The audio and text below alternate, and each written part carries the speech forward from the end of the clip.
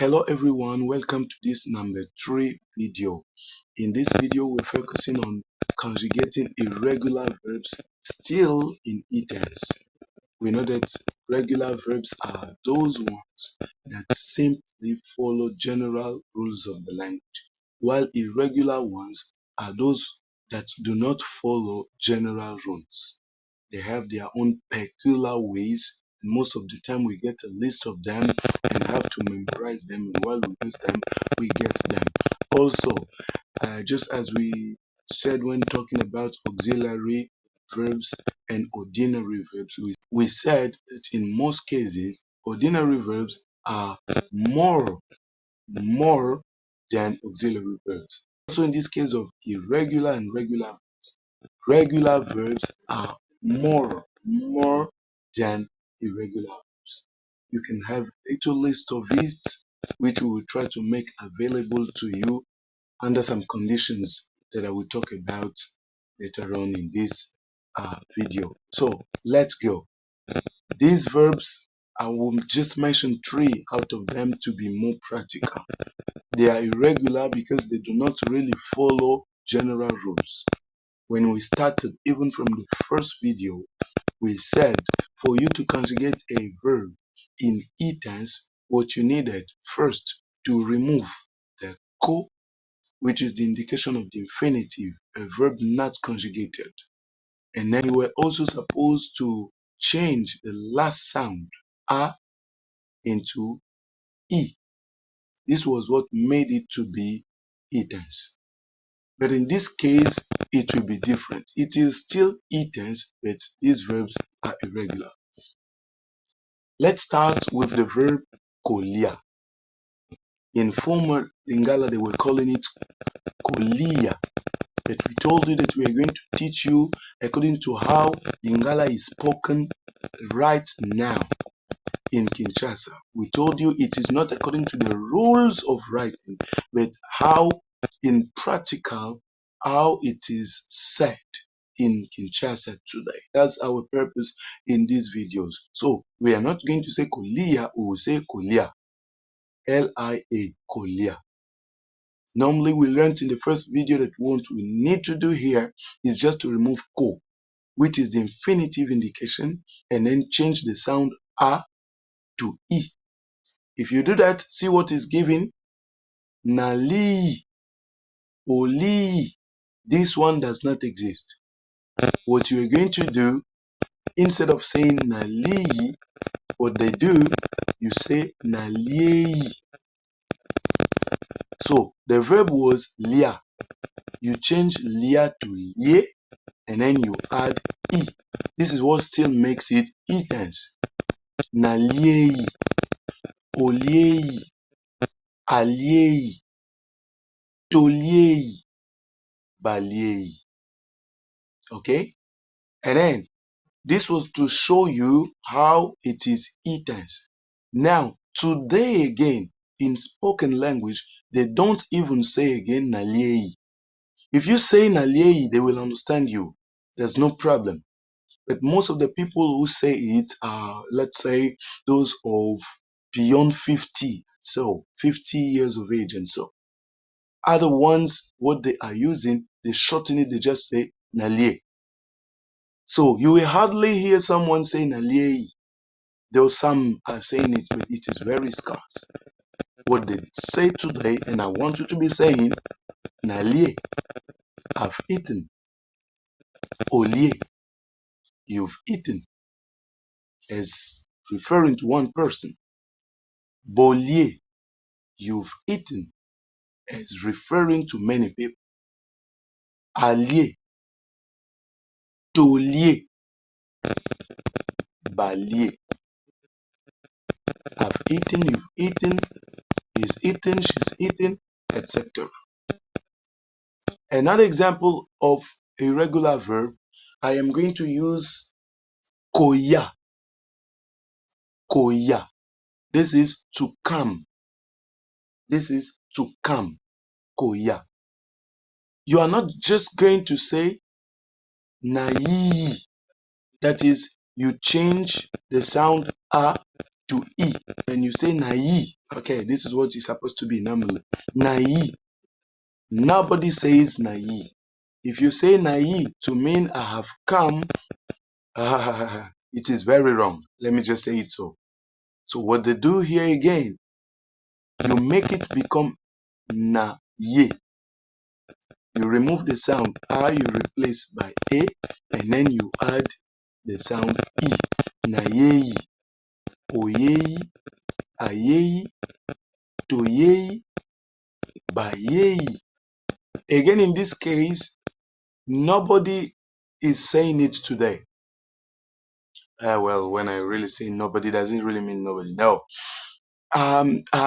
Maybe above 50 or 60 years of age, they are used to that. And Catholic priests used to talk like that. You know, they like keeping the formal language. So they used to say naye. So it is not bad to know it. But in practical, verbal speaking today in Kinshasa, they say naye. This is I've come. Oye, aye, toye. We've come. Baye, they've come. Okay? This is still tense, but of irregular verbs. Let me get another example that may seem a little bit complicated. This is the verb kokende. This is to go. Kokende, to go. It may in some context mean to depart. To go, kokende. See how it is. Normally, if we just follow the first video, we want to conjugate this verb. What we would like to say is nakendi, okendi, akendi. Oh, no, no, no, no, no, no, no. Never say that. Nobody says it. That one is not even talking of difference of ages. I mean, difference of generation. As I was saying, maybe above 50 or 60, they say it. No, this one, they don't say it. You can't say nakendi. Well, I don't know. I wasn't able to get in my researches. Maybe it was spoken that way before. I don't know. Well, all I know since I was born, I never heard that. You know, I'm teaching you practical, the way it is said and the way we hear it said here, the way we speak it. You never say nakendi, but what you say is nakei. Under which rule? I don't know. This is why we call it irregular. It's just like in English. We have some irregular verbs when it comes to past participle or when it comes to simple past tense. Okay? We know in general that when you want to get past participle, you just add ed. For instance, to work, I worked. Just an example. But when you get to the verb like to write, they will talk of wrote as simple past tense, and they will talk of written as past participle. Under which principle? Well, it is irregular verbs. This is why they normally make a list of it and give it to you to learn to practice. The more you learn and practice it, you know it. You just know that this one is irregular and this is how it is said.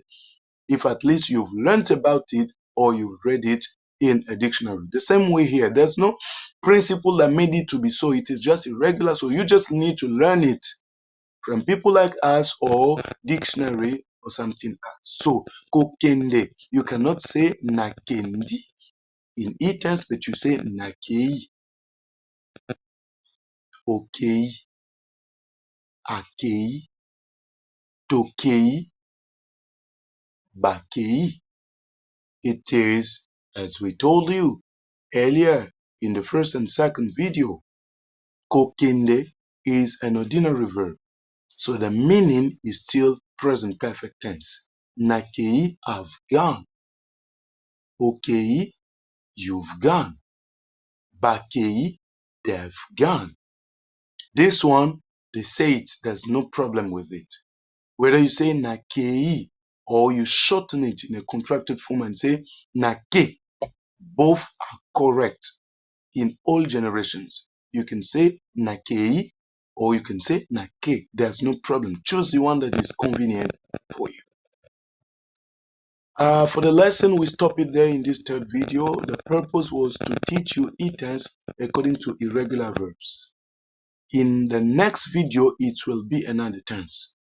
Why are we just insisting on verbs? Once you know verbs, to conjugate verbs, it is basic. You can already be expressing your ideas if you know verbs.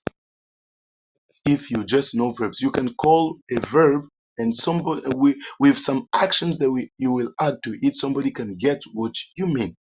This is why we decided to get it that way, to get you into the language directly. But in this third video, the purpose was also to tell you that we have made available, we have worked on a list of verbs.